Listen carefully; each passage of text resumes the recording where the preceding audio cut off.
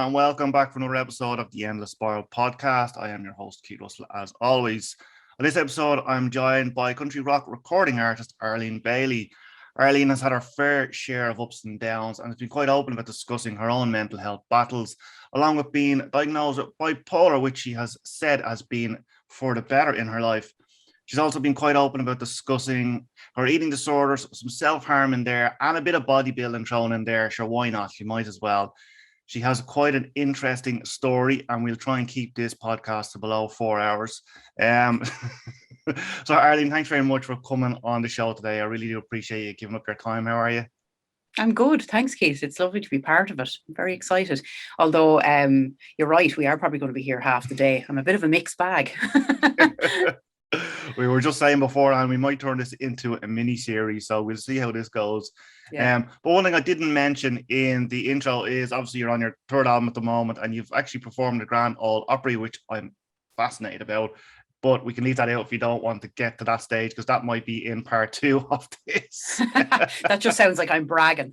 Yeah, I'll do it for you. I wouldn't worry about it. Right, so let's kick off. Maybe if we take a little step back in time, maybe you couldn't tell people about how maybe you got into music. I think your father introduced you to music when you were quite young. Yeah, my mum and dad would have been a huge influence, of course, because, and I was thinking about this the other day, they must have seen something in me, Keith, because I'm very different to my siblings insofar as, like, I'd be able to burst into, it could be anything from Frank Sinatra to Big Tom songs, and I know all the words. I'm not saying that's a good thing, but whereas my siblings would never have been that much interested in music, I would have been the one that would have soaked up all this stuff when I was younger, and anything that was being played in the house, whether it was country music, whether it was Mario Lanza, whatever it was, I loved music. And yeah, my parents would insist that I learn certain songs. It was kind of like homework. There you go now, that's what you're working on next. In one way, my dad was a huge influence, but an aunt of mine on my mom's side used to give me all these tapes and stuff, and she'd give me this, again, it would be a mixed bag of stuff. It would be country, it would be Irish country, it'd be ABBA, the lot, and I just devoured it, and I loved singing. And it's really funny because I used to stand in my bedroom. So myself and my older sister had bunk beds, and at the end of the bunk, like there was, the wooden part here, I'd use that as a microphone and I'd sing into it. And I'd often get caught by my younger sister, who loved to rip the piss and still loves to rip the piss out of me, singing my heart out into my fake microphone. And of course the shame of it all. Yeah. But I dreamed of doing that. That's all I wanted to do. Like, I even getting my first Walkman or whatever. I remember dancing on the wall in my garden, pretending I was Cher. Wow. It was like, this is what I want to do. This is all I want to do. In my head, I'm in the middle of my video here, and I'm a powerhouse vocalist, and everybody loves me. Wow. And did that any change? day now. It's still the same. Nobody loves me now. You still got the Walkman? I probably do, actually. Yeah, I remember actually my first singing competition was in primary school, and I did a summer project in Naas. Now, I'm from Sallins, and to cross that divide, and go to the summer project in Naas was, I may as well have been from Mars. It wasn't received very well from some of the other kids, and it was like, firstly, who does she think she is, coming all the way from Sallins to Naas, to our summer project? We didn't have such a thing like that in Sallins, at the time. It was very much a one-horse village.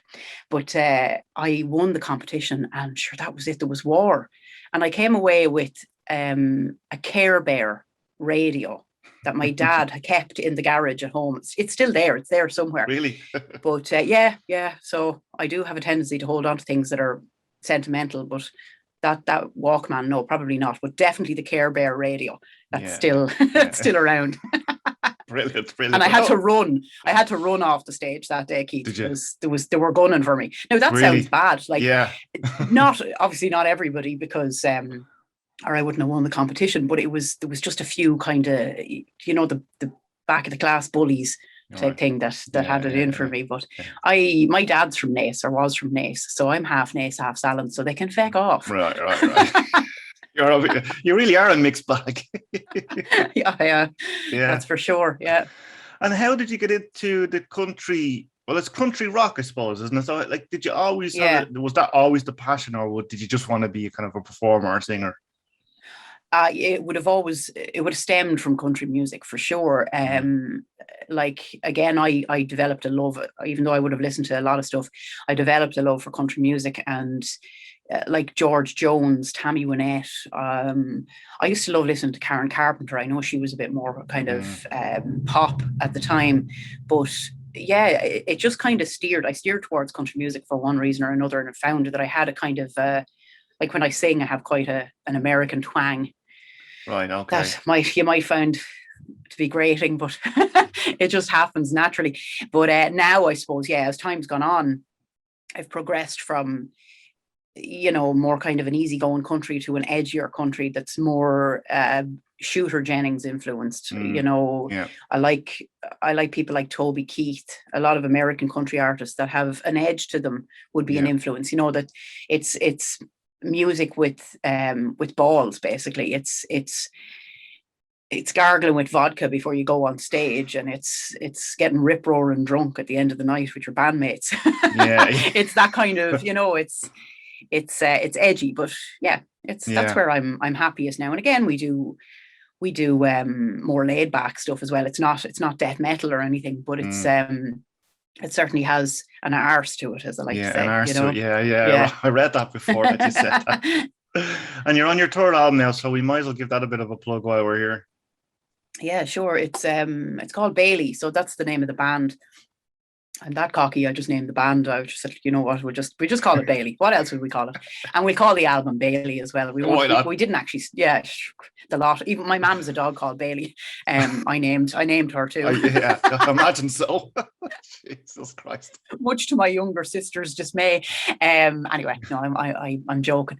So we just slapped the band name on it, and we said, look, sure, we'll let the music speak for itself, and hopefully it translates. It's a mixture of original songs, some covers. It was recorded between what used to be Poppy Hill Recording Studio in Kildare with Willie Hayden, and some of the tracks were recorded in Nashville.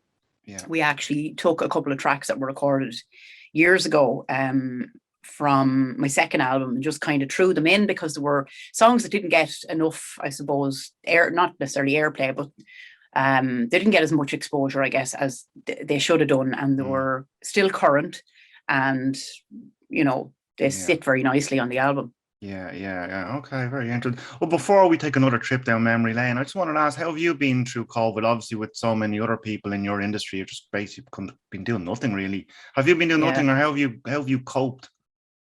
Yeah, it's been a strange one. So a lot of people were doing, Saturday Night Live kind of gigs from their sofa and or Facebook Lives. I didn't do any of that. We put out a couple of at-home videos, and I spent a lot of time just kicking back, Keith, to be honest, hanging out with the animals and kind of plotting and planning. But I took the time as a break as well, because I'd been working constantly for I don't know how long. My boyfriend Gordon hadn't had a night off, and I don't know, he hadn't had a weekend off, other than maybe the odd holiday here and there, for the guts of 20 years. Yeah. He was is a full-time musician and sound engineer. So yeah, it was definitely a weird one for us to sit there and go, okay, we've got this weekend off, and hang on now, we've got that weekend off. We've every bloody weekend off. And we were excited. I will say I embraced it at first, because I am decidedly antisocial, and I do love the idea of being locked away. I could do an Enya on it, you know what I mean? I could happily live in my castle with my pets. Fair play to her. But I was okay with it. And again, as I said, I was busy because I have 3 dogs here, 2 cats. They were like everyone, I suppose, though, Keith. There was some days where I said, here, feck this, I'm not getting dressed, or I'm not getting out of the bed, or I'm going to spend the whole day drinking wine. Now, that sounds terrible, but I think everyone went through that sort of a thing where we just gave up because we could, and then, I did a bit of exercise, but still managed to put on a stone and a half. Haven't we all? You're not on your own there. Jesus. Yeah. And how was your mental health during the whole time? It was actually pretty good, because at that point I was in a good place medication wise. So the doctors had, figured out the right dosage, the right meds for me. And yeah, I was in a good place. I think I felt a little bit nervous about things opening up. And I was Yeah, obviously nervous about the whole yeah. COVID thing. We were all living in fear for the first while. It was like, Mm, should we be going out in hazmat suits? And is yeah, this airborne? What's going on? yeah, Um, but no, all in all, I did okay because I was personally in a good place, and I do like my own company, so I was yeah, okay with closing yeah. the door. Yeah, Yeah, I'm the same actually. Yeah, yeah. I mean, I suffer from anxiety, and well, it's generalized anxiety disorder. So I think, and the more people I've been talking to about this, people with anxiety were quite happy with not happy with the lockdown, but quite comfortable with it because yeah, they aren't going out anyway. So, yeah. as you This is said, you're it. kind But of just how? comfortable in your own company. Yeah, and how did you feel, though, Keith? Then when it came time to open up the doors and head out, like Yeah, yeah. was My that daunting anxiety. for you? It was actually. I had to go into the city centre in Dublin, city centre, for a photo shoot one evening. I hadn't been on a train. I hadn't been, excuse me, out in ages. My anxiety was through the roof. And then the next day, because I had to come down, obviously, the next day because you're, exhausted after. I was nearly in bed for. I was in bed the whole next day. Yeah. So I mean, it's kind of getting a little bit easier. But yeah, initial kind of thought of going out, because I didn't ease myself into it. I would just had to. It went from sitting around Yeah, to obviously just hopping on a train and going. So it was kind of daunting for me, to be honest. But yeah, look, I'm alive. I yeah, made it through it, and this is what the whole, and the anxiety. You catastrophize yeah. everything. You catastrophize everything. So I didn't die. I'm here. I'm telling the tale Yeah, now. So as yeah, Roz Purcell said, and just getting back to the weight gain thing, and we shouldn't put so much emphasis on, oh, we put on weight, oh, the COVID stone, oh, sitting around, look, come on, yeah, we're human, we're not perfect.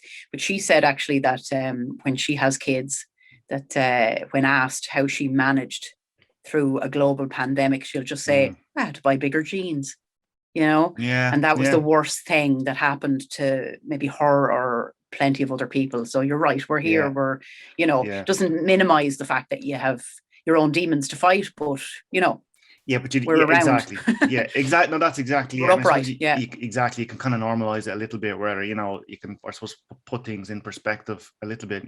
yeah, Um, right, let's go back in time a little bit, because I'm kind of interested. I was reading some articles about you, and you kind of suffered from depression quite early on. Was it 15 or 17 that you started? 15. Was it Yeah, 15? yeah. How did that come about?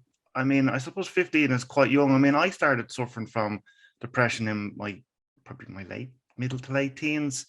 Did you feel okay up until that point? Was there anything that happened? Can you remember anything that happened, or was it you just have this feeling of just sadness?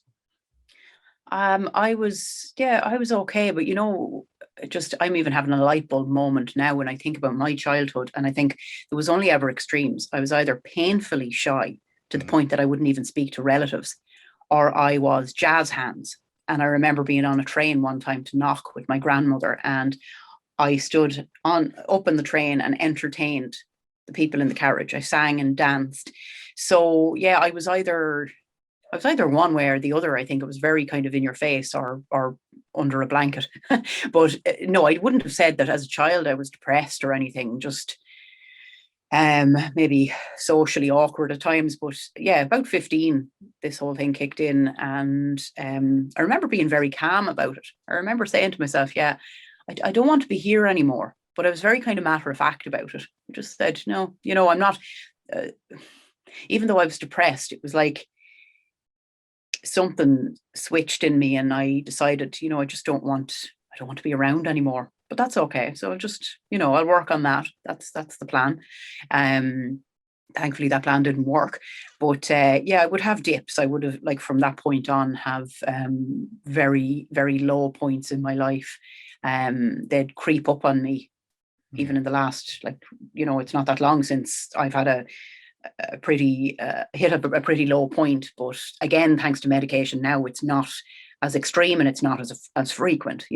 mm, But yeah, yeah, teenage years, I suppose the hormones probably wouldn't have helped either. I guess I yeah, was just in a strange place at the time. But I spoke to people along the way. I was put on antidepressants in my early 20s. It was kind of like putting a plaster on things because there was never a proper diagnosis as to what was going on. There was never really, I probably wasn't open to help at the time. I can't point fingers at anyone I saw, whether they be therapists or counselors or whatever at the time. Just it wasn't a correct fit for me, maybe, or I just wasn't willing to embrace, whatever they had to offer. So I plodded along for quite some time, not knowing what was going on with me, and hitting dips and hitting points as well there where I was over the moon and feeling invincible. And I thought, this is the life, I would feel when I'd hit a high, Keith, I'd feel so good that I think, sure, those lows don't matter. That's okay. It's gone. It's in the past. But sure, this would happen time and time again. And I thought, here, I have to cop onto myself. I have to get sorted. And it still took time. It still, I went to see somebody else for a period of time, a fantastic psychotherapist, and she really helped me. But again, I wasn't aware of what was going on. I didn't realize that I had bipolar disorder. So I wasn't being medicated. It was all very well me talking through certain things and, learning decider skills and these kind of things. But ultimately, if I was running around like a headless chicken with a problem that needed to be medicated, I was only going to get so far in my progress, Right, okay. So you were going to therapy for depression in your early 20s, is that what you said? Or yeah, briefly then, briefly. Also in my 30s. Okay. I'm 43 now, and I've just managed to sort it out. So yeah. Onwards and upwards. Yeah. So you were diagnosed with bipolar. That was only recently, was it? Yeah, it's like 2 years ago, I think. Okay. I've a desperate memory when it comes to timescale and stuff, but yeah, it was within the last 2 years, and of course the turning point, I think, really for me was when Daddy passed away. So I think that that probably was it was a trigger. It probably maybe heightened the problem, I don't know, but it also inspired me to go and get sorted, because I realized we've only one life to lead. Life is short. Why would you put yourself under stress or pressure? Or if there was something going on, wouldn't you try to get it sorted to make your life easier? No one knows what's around the corner. So I just wanted whatever number of time I had left on the planet to be happy time. So how did you end up getting diagnosed? So I went to my GP and I said, look, this is what's going on.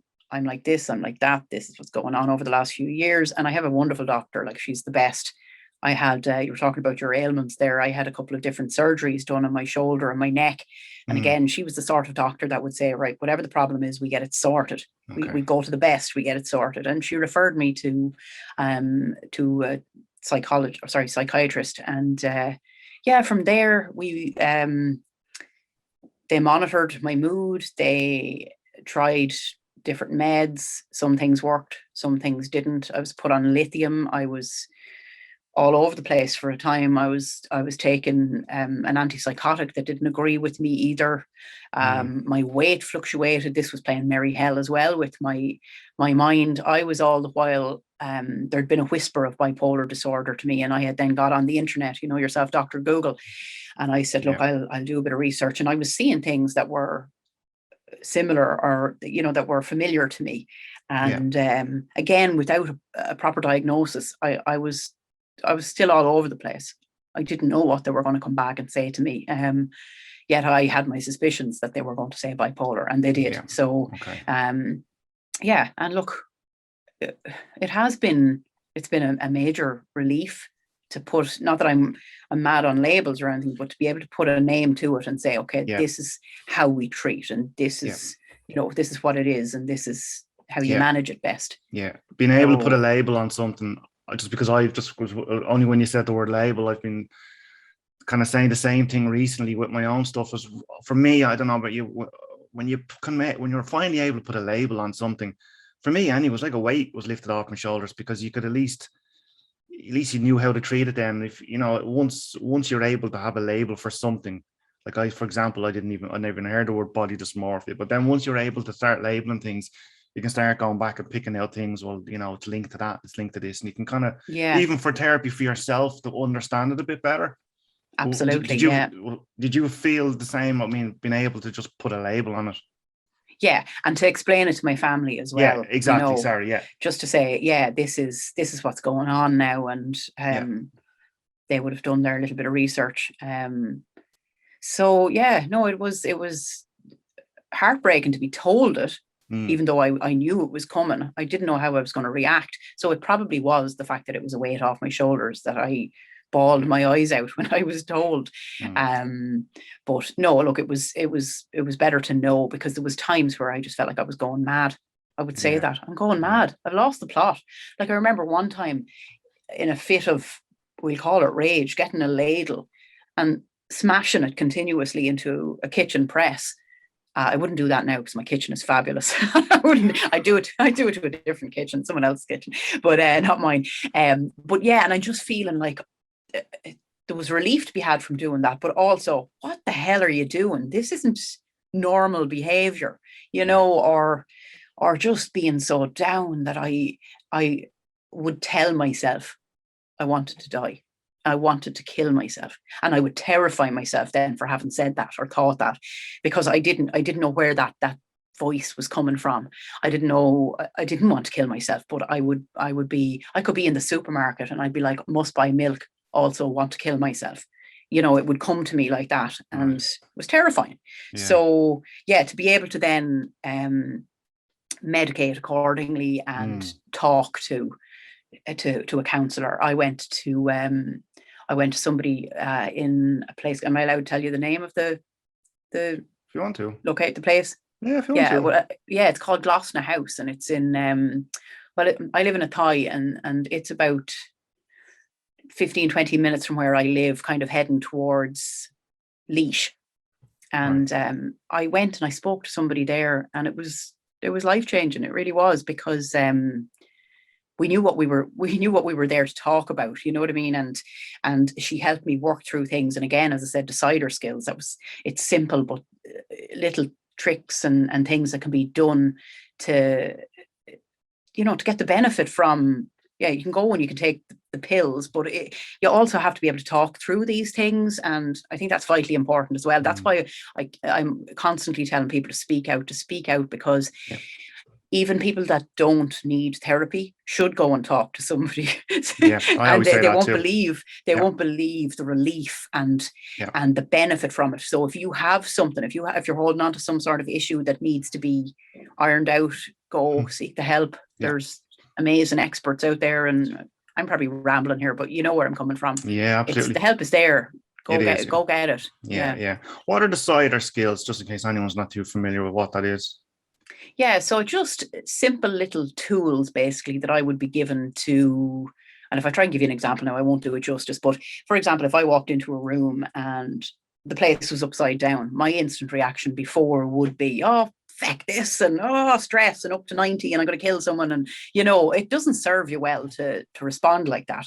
So these skills would then just allow you to implement a few different things that would make you go, okay, right, I'm going to stop here now and just take in what's going on. The bin is overflowing, and that's all it is. It's just an overflowing bin. It's not, it's just simple things that will get you to check in with yourself and take a step back and reassess the situation, and rather than going in all guns ablaze and stressed up to the max. Yeah, it's just things to kind of, so it's just stuff to kind of help you with your triggers, I suppose, is it? Yeah, exactly. Yeah.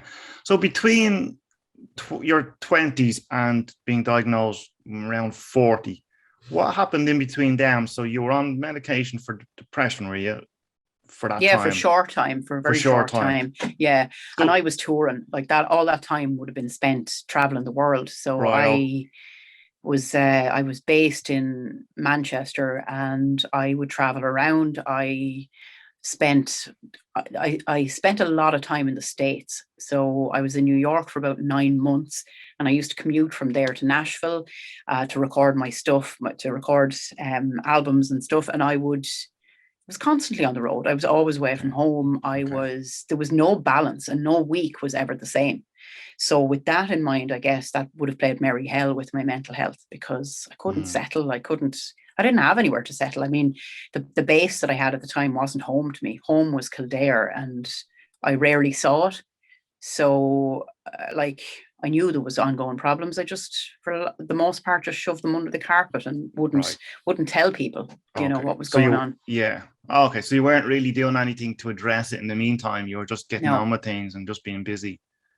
I was a ticking time bomb. Bomb. Yeah. And like, I would try to control other things, Keith. So when I couldn't figure out what was going on with me mentally, I would control food, and I would. My weight dropped at times to ridiculous. Like, I was actually at my lowest point. I was wearing clothes from the boys department, from the children's department in Dunn Stores, for boys aged 9 to 10. And I was in my 30s. Okay, right. Yeah. I couldn't get clothes to fit me. Like, I couldn't buy adult clothes because I had dropped to somewhere between a 4 and a 6. I know you could probably get stuff like that now. They're a little bit more kind of on the ball with smaller sizes, but I was in a state. I was obsessed with running, and I was obsessed with dieting. And a funny story, actually, when I was living in New York, I discovered these diet pills. Now, I had actually packed on a bit of weight in the States, which was killing me. And I thought, I can't go back home with, all this extra weight.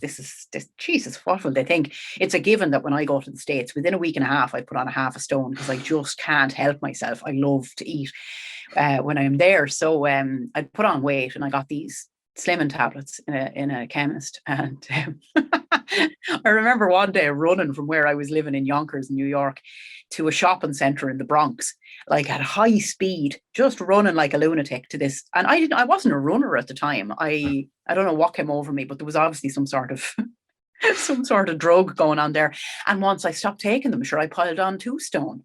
Okay. So I was kind of all over the place with that. I would just, again, it was like, if something went wrong, I'll control food. Okay. If there was a problem with somebody or something, well, I'll show you.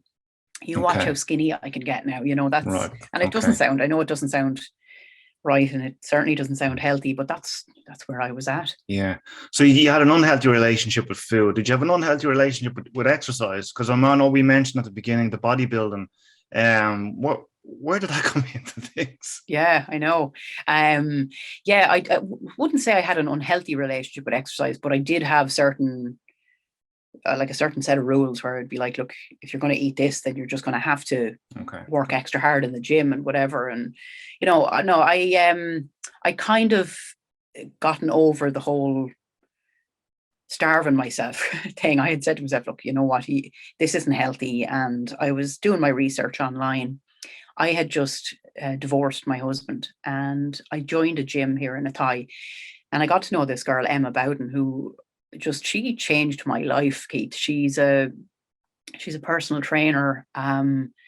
She's training as a primary school teacher now. She's done a total rejig on her career, but I got to know her, and she had competed before. So I said to myself, you know what, I'd like to do that. Look at her, like, she's amazing. I want to look like that.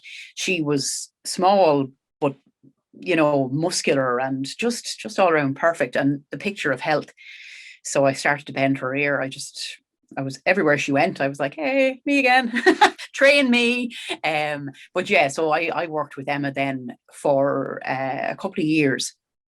I did a competition in Belfast, and I didn't place. I wasn't ready. I wasn't big enough. I was still I hadn't built enough muscle mass, but it was a good learning experience, because I guess, I stood there in my bikini next to all these girls who were ready and had put in all the work. And I was like, do you know what? I'm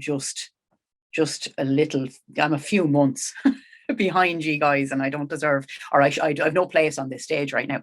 So I went back to the drawing board with Emma, and I bulked for, I'd say, about 9 months. So this was a lot of heavy lifting. It would be lengthy sessions in the gym, about 5 days a week. I ate and I ate and I ate. And this was like, I found this kind of hilarious because having seen what other people had achieved and what the final look would be, you know, in terms of my physique, Yeah. I thought, well, this will be worth it. I mean, it doesn't matter. I'm horsing the food and the chicken and the pasta and the rice down my neck, and I'm lifting like a motherfucker.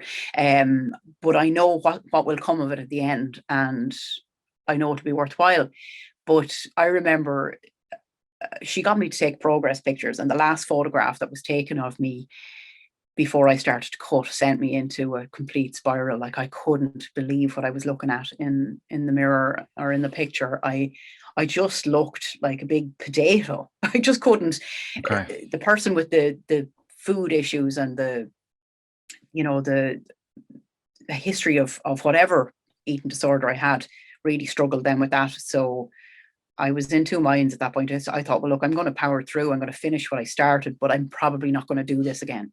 Okay. And when was it? If you don't, yeah, this competition was March 2017, 16. Okay, right. So okay, right. Yeah. So I placed third with RIBBF, so in the bikini category, and yeah, it was only the few weeks on the run up to it that I started to imagine the trophy. I started to feel the trophy in my hand. I was like, I didn't realize how badly I wanted it, but I'd worked so hard. So I said, you know what? I want it. I want it.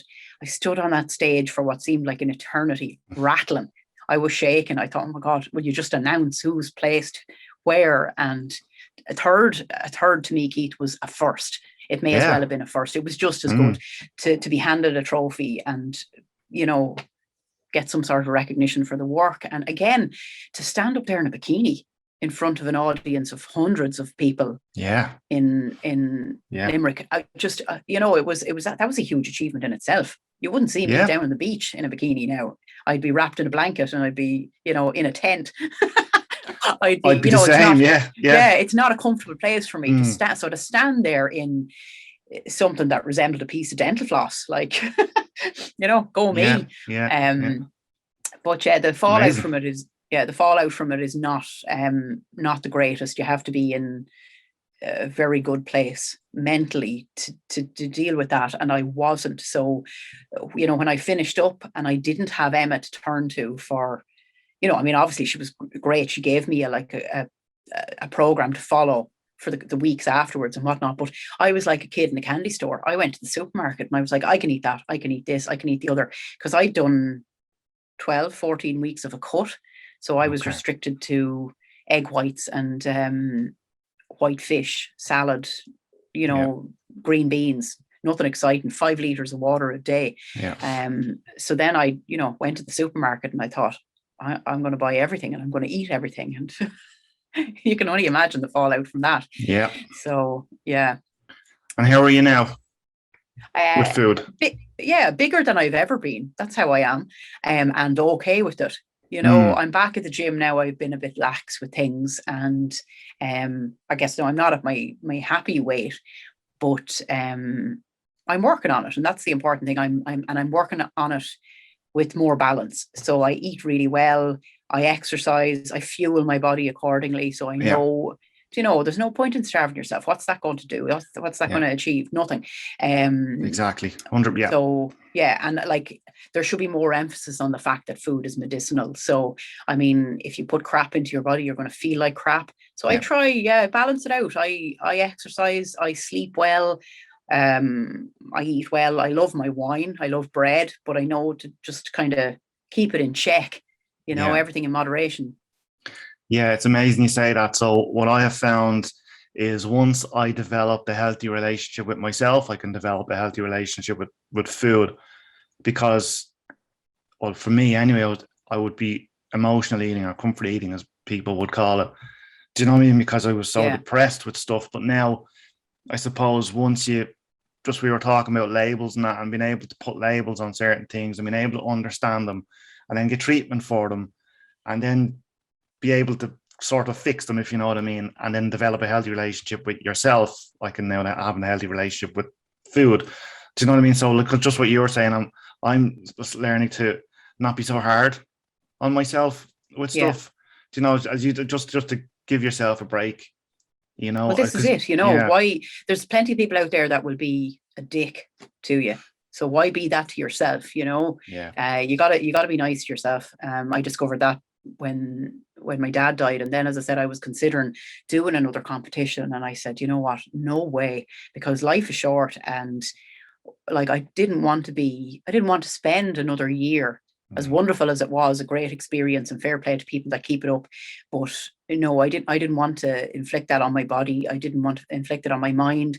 I said, if I want to eat something, I'll eat it. If I want to go to the gym or don't go to the gym, I'm not living by those rules now. yeah, It's yeah, just his yeah, passing was a real eye opener. And just made me realize that we do have to be kind to ourselves, because yeah, you yeah, know you don't know yeah. what's out there, you don't know what's around the corner. So Exactly, 100%. Like mm, what helped me in that instance was I started to work out to affect how I feel rather than affect how I look, and yeah. that was massive for me as well. So I didn't get stressed about if I wasn't working out today because I was working out for the wrong reasons.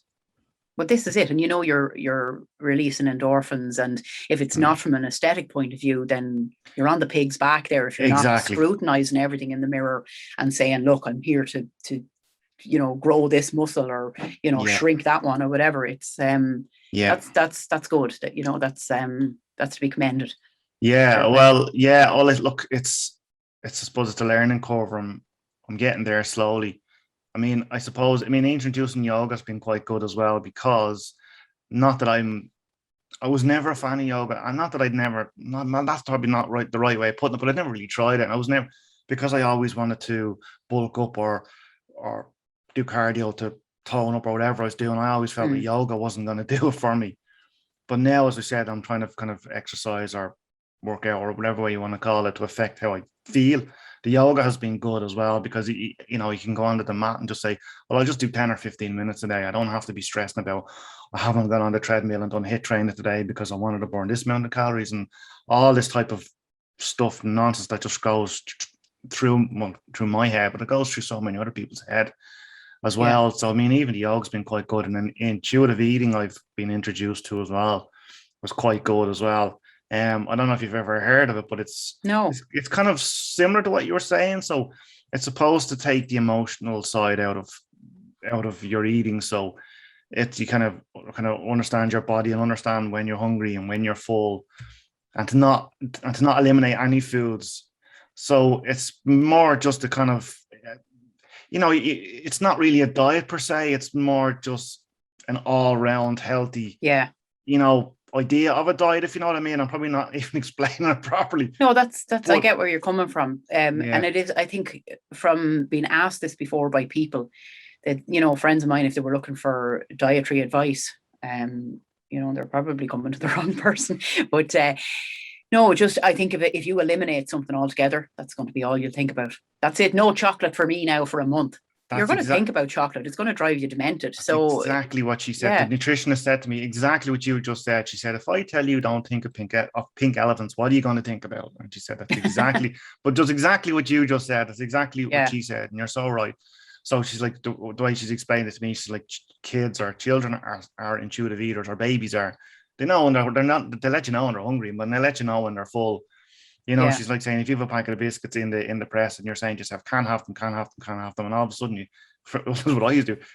You'd end up just eating a whole lot of them. Where yeah, it's okay to go in and have one, but you probably only want one or two. You don't necessarily. Do you know what I mean? So look, yeah. it's a slow process, but look, we'll get Or there if you say eventually. to yourself, yeah, look, if I eat the whole packet, then it's gone. Then it's not an issue. They're not there anymore. Yeah, So justify it that way. But when you say, Keith, about the yoga, I think that's a brilliant, from a mindset point of view, and obviously from a functional point of view. People forget that you need to stretch. I see a lot of young guys going into the gym and they're like lifting. They come in the door and they lift the heaviest thing. And we all have made and will continue to make stupid mistakes when I it did comes to it, done it myself. exercise and our bodies. But says your man there carrying a bag of cement. Listen, I'm going to edit that bit out anyway. But yeah, so like it's really important. The functional movement is really important. So the likes of yoga and I'm very lucky because my brother, he's an actor, but he's also a personal trainer. So he's devised a program for me that is it's everything from kettlebell workouts to combat to functional movement to animal flow and all those things. So just you need to utilize your body correctly, or you're gonna do yourself a mischief. Exactly, especially when you get to our age. Yeah. I'm not talking 30. About it. I'm only 22. Yeah, that's what I meant. I'm only 19. Add another 20 years to that. Jesus Christ. Well, I can put a filter on this. It'll be all right. I've got Photoshop. Thanks very much. Just on my half of the screen. Oh Lord. Right. Oh, sure. Yeah, I think we probably covered everything there. If there's anything else you want to add, we might wrap this up soon and we'll come back for part 2 eventually. Yeah. No problem. That you want to add in? No, not really. No. What about you? No, you can fire anything else at me if you want. We'll come back later on when the painkillers have worn off. Do you want to give a bit of a shout out to where people can reach you, or do you want to be reached at all? The social media Of course I do. Of course I want to be reached. Yeah, sure. Yeah, absolutely. Yeah. So my Instagram is Arlene Bailey 1. It's Arlene Bailey on Facebook, and the band page is Bailey. And then, of course, the album can be listened to on Spotify, iTunes, and all the usual platforms. Right, guys, that was a fascinating conversation with Arlene. Thanks very much for coming on the show today. We leave there, guys. We've probably been yapping for long enough, and we'll be back again with another episode very soon. So I'll see you all again very soon. Bye for now.